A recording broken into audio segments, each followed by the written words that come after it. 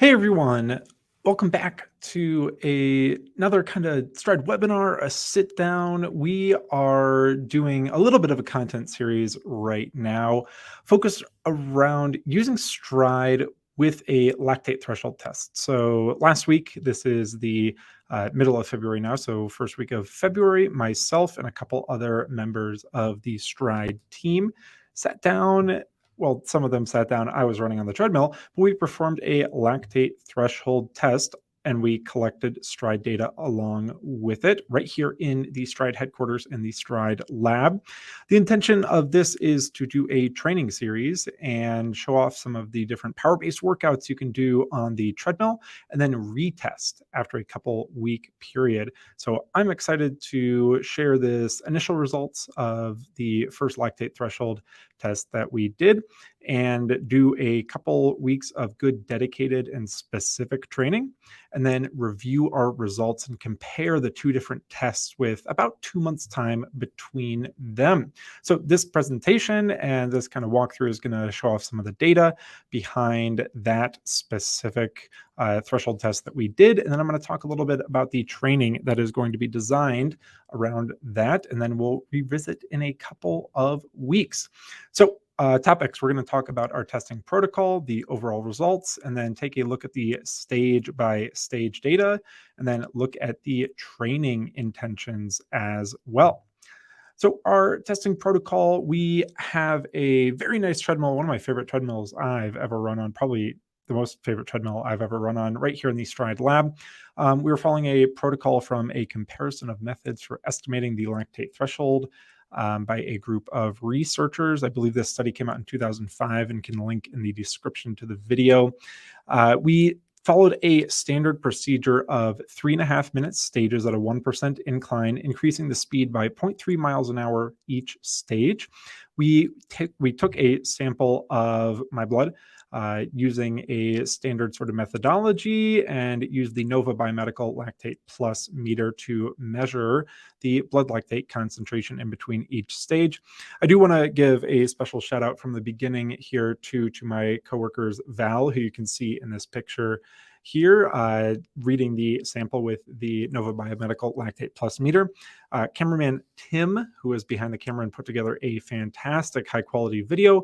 And then coworker Kaylee, who handles all our social stuff, social media guru, was also behind the more vertical camera lens doing stuff for social, but then also being there for support for the lactate threshold protocol. So appreciative of all my coworkers and appreciative to have a fun treadmill to work out on. Some of the other things in our testing protocol, we had a fan going. So one of the things we didn't want to influence any of the results was overheating due to running on the treadmill. So we had a fan going. We will be doing all of the workouts that we have planned over the next few weeks that I'll recap in one of the last slides.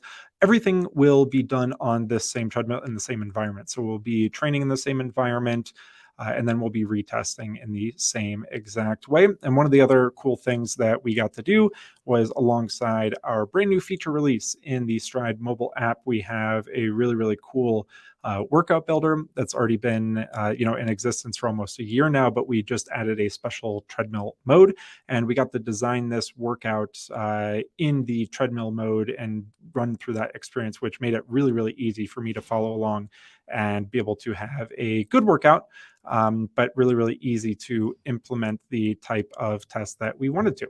So let's take a look at the results really quickly. So this is going to be a graph of the lactate threshold. The blue line, you can see it spikes up at stage 7 into stage 8, and we have a pretty flat increase for our power watts per kilogram. We'll recap each stage by stage, but this is the results. If you just want to take a moment to pause and look at this sort of data, we'll have a little bit more in-depth stuff towards the end. So stage by stage data, we're going to go through stages 1 through 8, just highlight some of the differences here. We do have a full table in a couple slides after we get through the 8th stage to put all the metrics side by side. One of the things we should expect, and one of the stats we're not going to add along, is air power, because STRYD will not record air power indoors because we're running indoors and there was no extra air resistance to run through. The sort of thing you should pay attention to on the screen is this is a screen cap from my power center data, and we also input the chart that will progress through as we go and talk about each stage. That'll plot that blood lactate value for that stage as well as the watts per kilogram. The shoes I was running on were the Nike Alpha Fly, and I will be retesting in the same exact shoes. Other than that, all of these stats look pretty normal to me for when I do run on the treadmill, but let's take a closer look at some of these stats and breakdowns. So we start off running a little bit over 7-minute mile pace. The protocol we were doing again was increasing by 0.3 miles an hour. The pace is going to be in imperial. I can switch into metric for some of the other stats in the description if people request that, but just from the get-go, we're going to keep it all in the normal sort of view that I get from the power center. The one other thing I can say is that the cadence values are self-selected based on runner preference. So I was not trying to hit any specific type of cadence, which might affect some of the other metrics that we would look at, like ground contact time, vertical oscillation as well. So we can see starting here off at stage 1, we had a very, very, very brief warm-up, nothing with intensity over lactate threshold. But just a few minutes of jogging at a very easy intensity. We started off with a concentration of 2.0 millimolars, and we ran at a pretty standard percentage for me. It's between 79 to 84% of my current auto-calculated critical power in the STRYD ecosystem. Stage 2, we had the value drop down a tiny bit while we ramped up the speed just a little bit, dipping underneath that 7 minutes per mile, increasing from 271 watts up to 276 watts. The cadence went up a tiny little bit, but we stayed right in this range, this 1.7 range as well. Stage 3, we went up a little bit to 2.4 millimolars for our concentration. Power went from 276 up to 283, just getting a little bit faster. I was able to maintain a clear conversation. Things felt very, very easy. A lot of the times I've done a threshold tests like this before, or when we collect metabolic data, a lot of the stuff feels like very, very easy from the beginning. But I do like to collect the data as well and just see how those blood lactate values sort of shuffle in the early stages before we approach those thresholds. And I really like to see how some of the other data shifts, and then I can compare over time. So stage 3, 2.4, we went from 1.7 or 2 to 1.7 to 2.4. We settled down a little bit into that 2 millimolar range as well, maybe a little buffering going on as we start increasing the intensity slightly. 292 watts for me, I would say that this starts to get into a little bit more of that moderate effort and that moderate zone. Just for me, using the same exact STRYD weight value for the past almost 4 years now, I can pretty reliably make those sort of cutoffs when it comes to if I'm doing a little bit more moderate long run or a little bit more up-tempo warm-up. I know that anything above 290, getting up into that 300, 305, just from the past, is where I start calling it that more moderate intensity. Going to stage 5, we bump back up to 2.4, so no longer buffering and bringing those values down. The intensity at 619 per mile, 301 watts, is starting to get to that area where it is a little bit more concentrated. Focused intensity still feels pretty easy. Cadence has increased slightly. Leg spring stiffness, vertical oscillation, those are around about the same. This is where I could definitely point out that it feels no longer right at that first very, very easy intensity, and it starts to creep up a little bit more into that moderate effort. All right, so stage 6, we find that we're approaching more of that high end of that moderate zone, approaching closer to what I'd probably refer to is the current time, current date marathon power. So something for me, probably a little bit under my 3-hour ability, more still in that moderate area, but 308 watts to me at altitude here in Boulder, Colorado. We're at about 5,300 feet above sea level, a little bit above 1,600 meters above sea level. So this is starting to get to that type of intensity where it doesn't necessarily feel easy. It's more purposeful. And we see that lactate go up a little bit from that 2.4 previously. We don't have any of that inflection yet, but this is still right around the area where when you're in the middle of a test like this, you start to just feel a little bit of onset of fatigue, but it's nothing that your body cannot handle. So let's take a look at the last two stages. So from here, we can see that we're staying right between that. Everything has been between 2 down to 1.7 up to 2.5, but we're staying right kind of in that middle band with no big spikes. The next stage, increasing to 318 watts. This was at 552 pace per mile, cadence increasing slightly. We see that we go up to 3.9 millimolars. And so there are a few different references for thresholds when we look at certain types of lactate threshold testing, one of them being a common prescription of 4.0 millimolars. And so one of the things I was actually kind of interested in is, now that we know this exact value for me based on this test, maybe we could rerun a different type of test, or maybe during a workout that's focusing a little bit more on this specific type of threshold running, we can see the accumulation over an extended period of time right at this sort of threshold, that 3.9 to 4.0 millimolar concentration. So the intention we had for this protocol and for this test was to get to 4.0, somewhere right around there, and then go one stage after and just see what that relationship looked like. So the previous stage, if you'll remember, is 2.5 millimolars. Right here, we hit 3.9.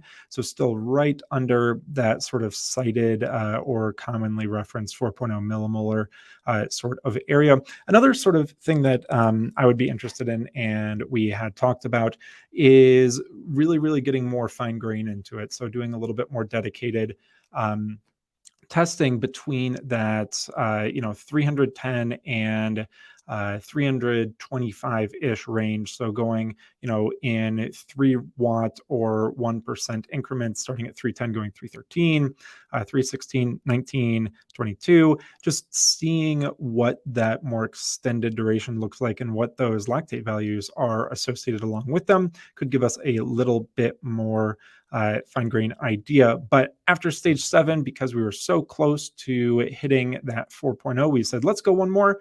And if we get this big jump again, then we will know we hit that type of threshold. Lo and behold, we moved to 326 watts average, 542 pace per mile. We're running right at about 330 kilometer pace. This is probably like 333 kilometer pace. We jump up to 6.7 millimolars. So we hit that point where we inflected. We were no longer staying right between that 2 down to 1.7 up to 2.5, that nice narrow band. We jumped up to 3.9, and then we jumped up again to 6.7. So we decided to call it there. I definitely could have kept running. I say that now, but in the moment I started feeling a little bit more of that onset of fatigue. Currently in the STRYD ecosystem, based on my recent workouts and training, my auto-calculated critical power is right around 330 watts. So this was about 99% of my auto-calculated critical power. The time to exhaustion in our model right now for me, I believe, is right around 40 minutes. It might be like 42 minutes. It might be 38 minutes. So somewhere a little bit longer than my 10K ability right now at altitude. And so this was reassuring to see that that threshold is definitely at an easier sort of intensity than my auto-calculated critical power. And I think this falls, I think the figure was 3.7%. My lactate threshold was 3.7% lower than my STRYD auto-calculated critical power. So let's take a look at this sort of comparison here. I'm going to zoom out a little bit so we can see the full length of the table. You can feel free to pause here as well if you'd like to take a little bit more time. I'm not going to spend a ton of time necessarily on this slide in particular, but we have from left to right the number of the stage. We have our blood lactate value in millimolars per liter.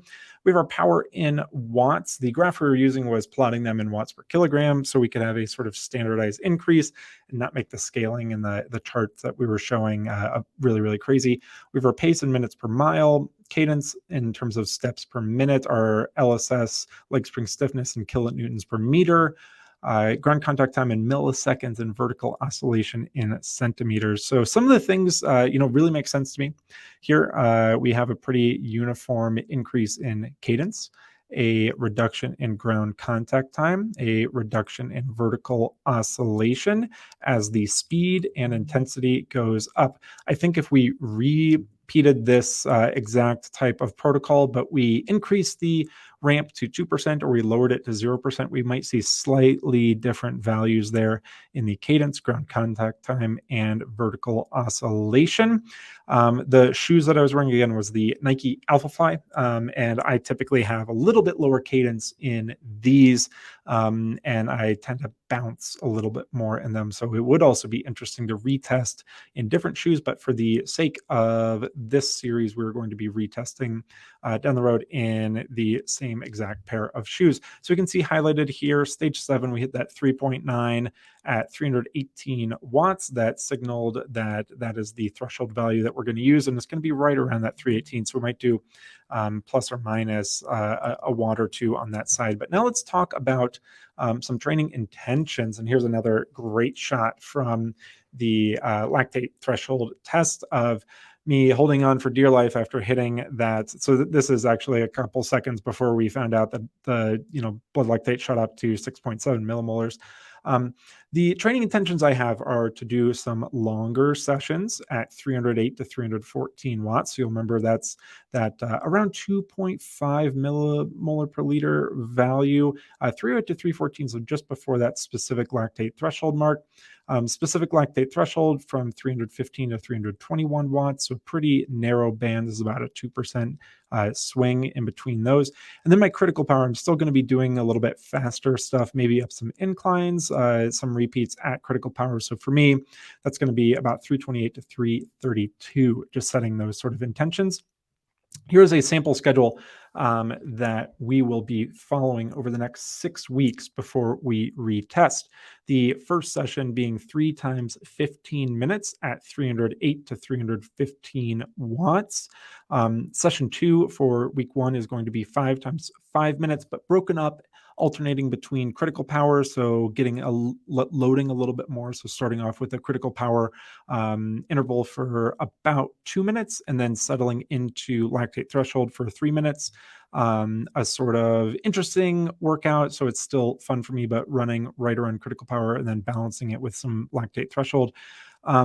The next workout, the session 1, which is, these are going to follow the same sort of pattern of having that sort of 2.5 to 3 millimolar intensity range, which is going to be about 308 to 315, 12 times 3 minutes with a pretty short rest. And then the session 2 for the week is 3 times 10 minutes at 315 to 321, or that specific lactate threshold work. We're going to do 10 times 5 minutes the next week. So starting to build a lot of that volume. A lot of the stuff recently, some popularly published blogs and different articles talking about lactate threshold really talks about the importance of extending this duration, extending the overall volume at not right at lactate threshold, but actually that part under it. So that's something I'm interested in seeing, not only how it changes, sort of the intensity as we retest, but then also seeing, do I enjoy that type of running?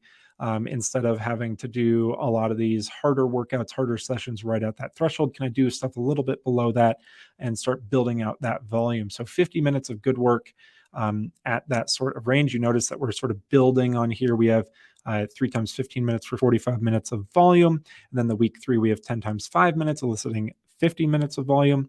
Week 3, session number 2 is going to be 3 times 10 minutes as a wave tempo. And the definition here is going to be 2.5 minutes slightly above that LT and 2.5 minutes slightly below. So we're averaging right around LT. It'll be 2 repeats of 230 on, 230 off, slightly above, slightly below, working on that clearance, working on going a little bit above that, and doing 3 sets of that. So 30 minutes of volume there. The next week, in week 4, we'll be doing 3 times 20 minutes at 308 to 315. And this is just simply going to be building off of week 1, where we ran 3 times 15 minutes. So building up from 45 minutes to 50 minutes to 60 minutes of that type of effort and intensity, slightly below the threshold. Week 4, session number 2 is going to be 8 times 5 minutes. So working on going from 25 minutes of volume at LT, 3 times 10 minutes for 30 minutes, 3 times 10 minutes for 30 minutes, and then 8 times 5 minutes for 40 minutes total right at LT. We'll keep the rest relatively short there, but not having the rest be so short that the fatigue starts to onset and it starts creating a different type of stressor than we are looking for, because ideally we're trying to build up as much volume right under that threshold or right at that threshold. Week number 5, we're going to do 3 times 15-minute wave tempo. So this will be the similar sort of structure to session 2 in week 3. It'll be at that easier intensity. So we'll be running about 303 to 309 watts for the slightly below, and then right from about 307 up to 315 for the slightly above. Repeat for 15 minutes, take a short rest. And so this is kind of changing up the stimulus, even though it'll average right around the same thing as week 1 with the 3 times 15 minutes. We'll be doing that over and under sort of concept. And then the last specific workout we're going to do for the threshold specificity, we're going to do 10 times 3 minutes with a pretty short recovery. So that's around kilometer repeats. It'll be just a little bit shorter because it'll be on the treadmill as well. And during this, I'm actually going to be experimenting, not really following a set process, but I'm going to be incorporating different types of inclines as well. But then also making sure that I'm staying in touch with that neuromuscular and that velocity side. So making sure that I'm still running at 0% on the treadmill, kind of doing a little bit over speed stuff from the test where we had a 1% constant incline. And then week 6, session number 1, we are going to retest and we are going to see what types of improvements have been made, if we notice any sort of other, biomechanics along with it. One thing I am potentially thinking about is collecting heart rate data along with this as well via a chest strap. So that might be something we start to include. We didn't do it in test 1, but it might be something we include over the course of the whole training block and then with the retest. So that wraps it up for this webinar talking about training with STRYD and analysis of a lactate threshold test. I'm excited to get a little bit of fitness going and get a little bit of hard work on the treadmill. I really enjoy using the STRYD mobile app. I really had a fun time test it out and use it over the development process, but it makes this type of training really fun for me when we can lock into that specific intensity and really, really hammer down onto those details. And I hope to have a successful training block translate to some outdoor races and other types of things I'm pursuing later this spring and summer. We hope you enjoyed this video. If you did, please feel free to give it a thumbs up. Leave a comment with any questions you have along the way, and please feel free to read the description for any sort of extra details we are going to put in there. That wraps it up for now. You can tune into and subscribe to the STRYD YouTube channel for these weekly updates for these workouts that we're going to be doing. We're typically going to be recording the session 2 for the week, so that little bit more specific lactate threshold work. We're going to be publishing videos with that on the STRYD YouTube channel, and you can tune into our social media to see more recaps from some different vantage points as well. That wraps it up for this video, and we will see you in the next one. Bye-bye.